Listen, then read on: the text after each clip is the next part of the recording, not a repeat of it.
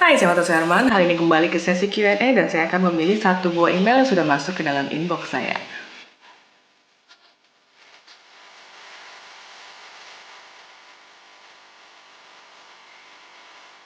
Makasih banyak buat teman-teman yang udah kirim email ke martasuherman@gmail.com. Hari ini saya akan memilih satu buah email untuk dibahas. Dan email yang saya pilih hari ini adalah email dari Stanley Leo. Alamat emailnya adalah stans.leo97@gmail.com. Di sini ada tulisannya, Hai Cimarta, saya suka mengambil fotokopi di kafe yang saya datangi. Saya foto menggunakan HP iPhone XS, melakukan editing di Lightroom Mobile. Mohon tipsnya bila kita melakukan foto kafe dan demikian saya lampirkan beberapa foto saya. Terima kasih. Dan di sini dilampirkan ada 5 buah foto. Foto yang pertama, foto yang kedua, foto yang ketiga, keempat, dan yang kelima. Nah, sebelum saya masuk ke pembahasan kali ini, saya ingin mengucapkan terima kasih banyak buat teman-teman yang sudah kirim email ke matasuherman@gmail.com, dan terima kasih buat teman-teman yang selalu support channel ini, yang sudah subscribe, dan buat teman-teman yang belum subscribe, silahkan di-subscribe sekarang karena saya setiap minggunya mengupload 2 buah video membahas seputar fotografi. Kemudian juga buat teman-teman yang mungkin menanyakan apakah saya ada jasa fotografi, videografi, ataupun social media management, teman-teman bisa kontak ke nomor di bawah ini, nanti akan dibantu oleh administrasi saya untuk penjelasan berikutnya. Dan juga buat teman-teman yang menanyakan apakah bisa memanggil saya sebagai narasumber untuk kebutuhan perusahaan, komunitas, ataupun kampus, teman-teman bisa langsung kontak ke nomor tersebut.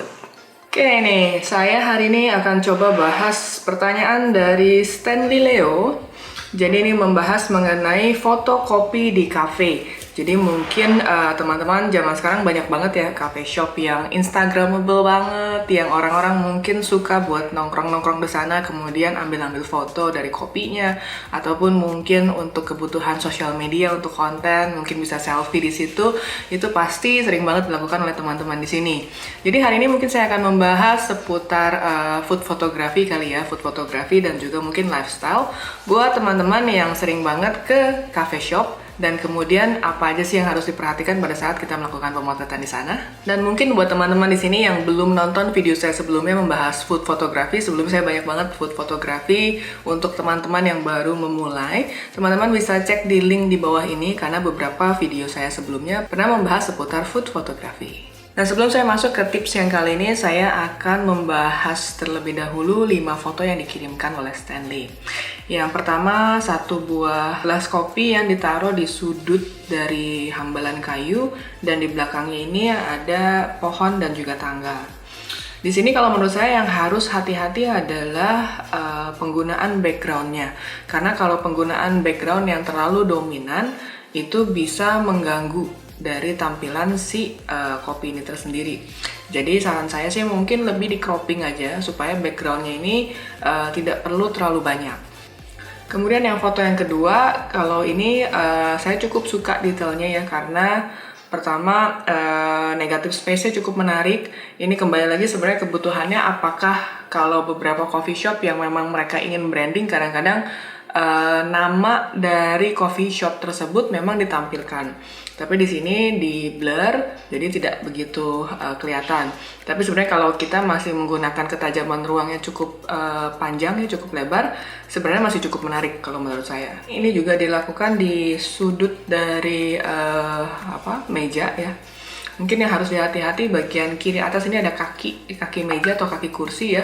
Nah, ini masih muncul di dalam sini. Kemudian masih bisa ditambahkan dengan beberapa aksesoris supaya bisa lebih menarik. Secara pencahayaan kayaknya kalau saya lihat ini ada menggunakan artificial light mungkin ya. Jadi ada satu cahaya yang ditaruh dari sebelah kiri karena ada pantulan sedikit di bagian piring, tapi cukup menarik. Yang keempat ini juga bisa dibilang cukup menarik. Hanya saya agak sedikit terdistract sama pohon yang di belakangnya sebenarnya.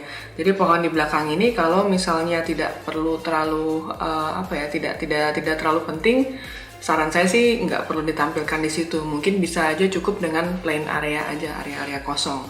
Dan yang terakhir ini kalau saya bilang ini cukup ramai.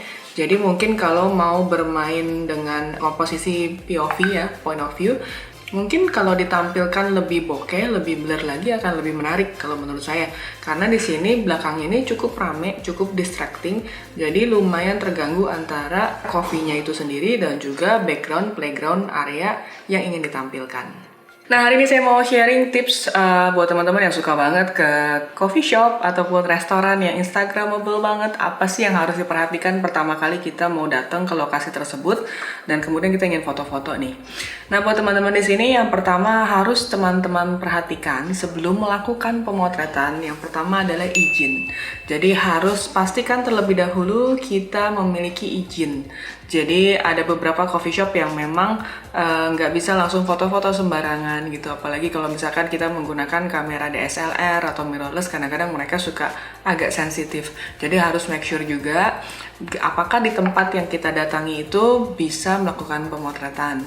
Dan juga mungkin info buat teman-teman di sini, biasanya coffee shop itu mereka mengizinkan kita untuk foto selama kita melakukan transaksi di tempat tersebut. Artinya kita membeli makanan gitu ya. Tapi biasanya kalau kita melakukan photoshoot yang mungkin ada modelnya atau mungkin kita dalam jumlah orang yang cukup banyak dan cukup rame, biasanya mereka ada minimal order. Jadi minimal ordernya itu harus dipenuhi. Jadi misalnya, oh saya harus ada transaksi minimal 500.000, katakan seperti itu. Jadi artinya kita ketika datang di situ mau foto-foto tapi harus mencapai minimal order tersebut. Dan kemudian faktor yang kedua adalah teman-teman harus perhatikan kenyamanan pengunjung yang lain. Karena biasanya kadang-kadang kalau kita melakukan photoshoot mungkin rame, terus kemudian ada beberapa mungkin fotografer yang suka naik ke kursi atau apa, itu kadang-kadang mengganggu pengunjung yang lain. Jadi harus diperhatikan juga kita apakah mengganggu pengunjung yang lain atau tidak. Kalau misalkan teman-teman takut mengganggu mereka, teman-teman cobalah datang di hari atau di jam yang relatif sepi. Jadi biasanya mereka juga tidak begitu banyak orang datang dan kita juga bisa memotret senyaman mungkin. Nah, kemudian tips yang ketiga buat teman-teman sekalian, nih sebelum kita masuk ke teknis, teman-teman harus perhatikan juga lokasi dari coffee shop yang akan kita datangi atau kita akan melakukan photoshoot di sana. Jadi saran saya lakukan survei terlebih dahulu, jadi make sure lokasi tersebut bisa kita pelajari angle-angle-nya, lokasi mana yang bagusnya. Nah, kemudian kita datang ke sana udah tahu bagian mana yang kira-kira meja mana yang bisa kita gunakan supaya kita bisa mendapatkan foto yang maksimal. Kemudian setelah itu yang teman-teman harus perhatikan adalah pencahayaan. Jadi pencahayaan itu selalu ada dua tipe pencahayaan. Yang pertama adalah artificial light, yang kedua adalah natural light. Dan biasanya banyak banget yang saya perhatikan teman-teman yang nongkrong ke coffee shop itu banyak yang mencari cahaya natural light. Dan biasanya itu terjadi di jam-jam tertentu. Misalnya di pagi hari atau di sore hari di mana cahaya bisa masuk menerobos dari jendela dan bisa bermain highlight dan shadow. Tapi ada beberapa teman-teman juga yang memang lebih suka dengan menggunakan coffee shop lighting dari coffee shop atau restoran tersebut. Artinya kita tidak menggunakan natural light dari jendela, tapi kita menggunakan lampu dari coffee shop tersebut.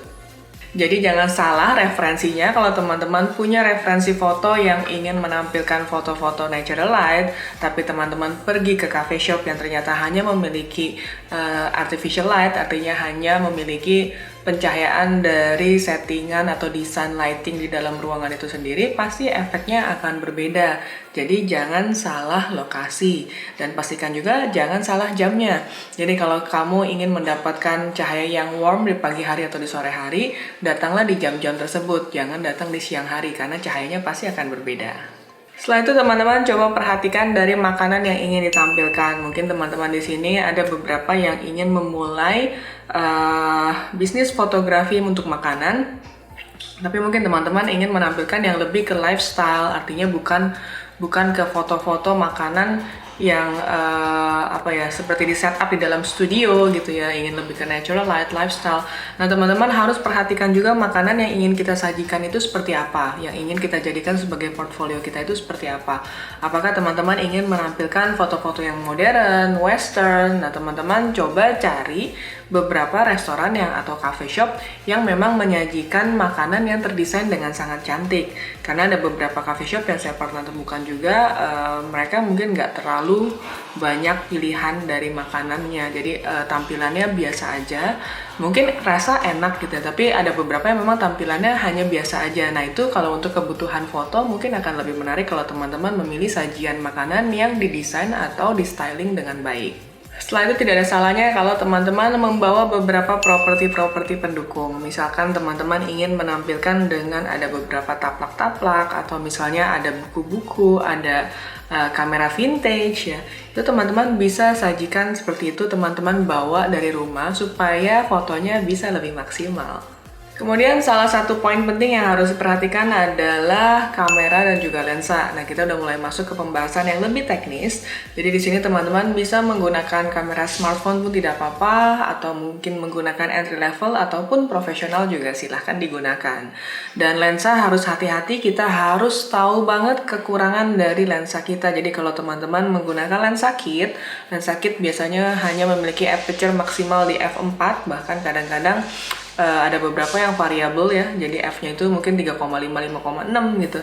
Nah di sini teman-teman harus hati-hati karena dengan lensa yang tidak bisa membuat bokeh yang terlalu creamy, artinya teman-teman harus mencari background yang relatif aman. Jadi artinya aman di sini adalah bersih, tidak terlalu ramai, atau teman-teman bisa menggunakan komposisi top angle atau flat lay sehingga di situ tidak membutuhkan bokeh atau ketajaman ruang yang terlalu sempit. Dan buat teman-teman yang mungkin memiliki lensa-lensa yang memiliki bokeh nih, katakan memiliki 35 f1,4 atau 50 mili f1,4.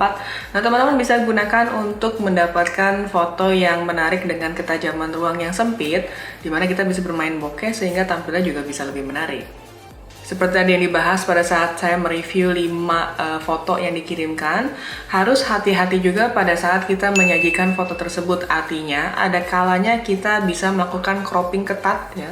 Artinya kita tidak perlu memasukkan background yang terlalu banyak, atau teman-teman bisa juga memasukkan background yang lebih banyak. Itu sebenarnya kembali ke pilihan kita, apa yang kita ingin sajikan.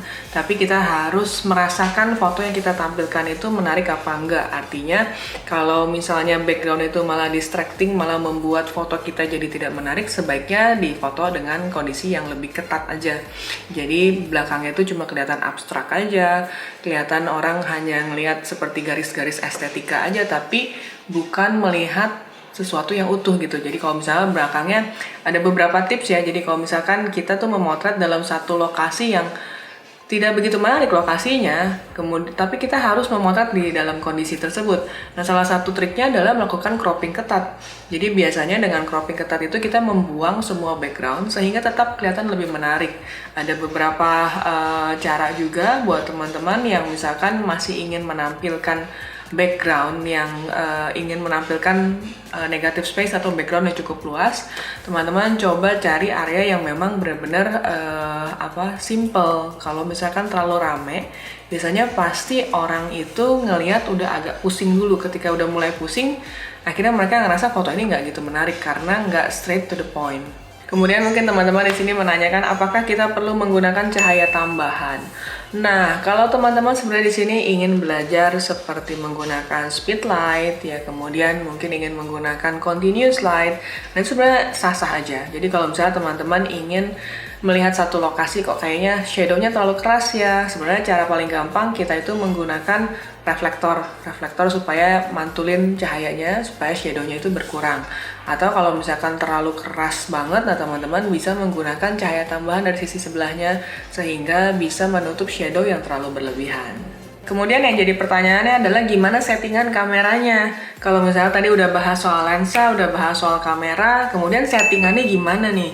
Nah sebenarnya settingan kamera itu nggak pernah ada settingan yang baku, jadi teman-teman harus selalu diingat walaupun teman-teman melihat eksif settingan orang-orang, itu belum tentu berlaku pada saat kita melakukan pemotretan versi kita sendiri.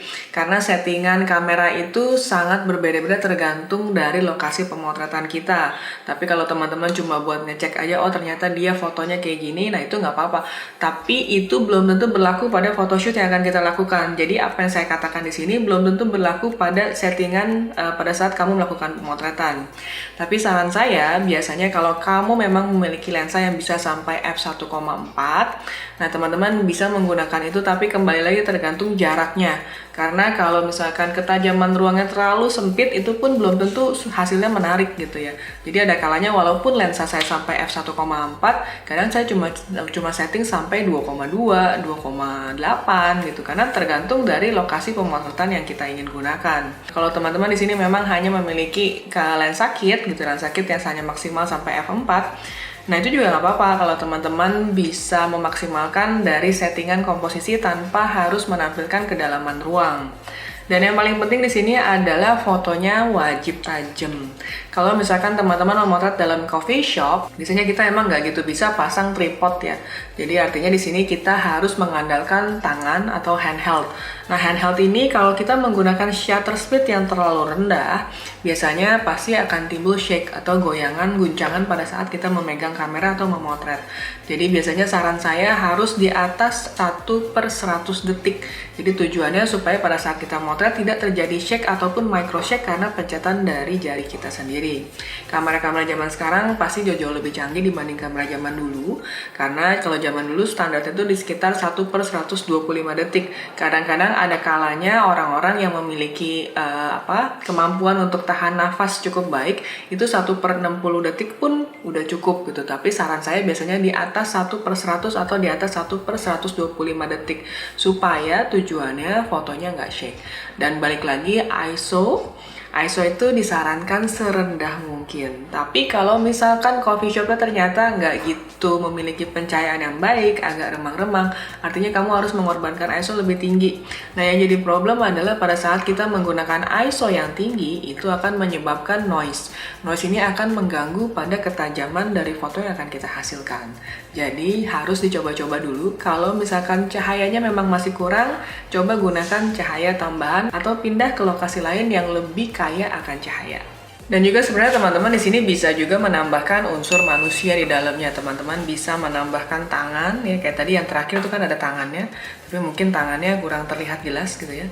Tangan itu bisa menjadi salah satu faktor yang menarik juga menceritakan tentang aktivitas, atau bisa menambahkan modelnya itu sendiri. Kadang-kadang juga mungkin kalau model tidak ingin ditampilkan wajahnya, bisa aja misalnya dia pakai topi besar atau apa, kemudian dia pegang kopinya atau gimana. Nah, kemudian itu bisa menjadi satu unsur atau cerita yang menarik juga kalau kamu ingin tampilkan.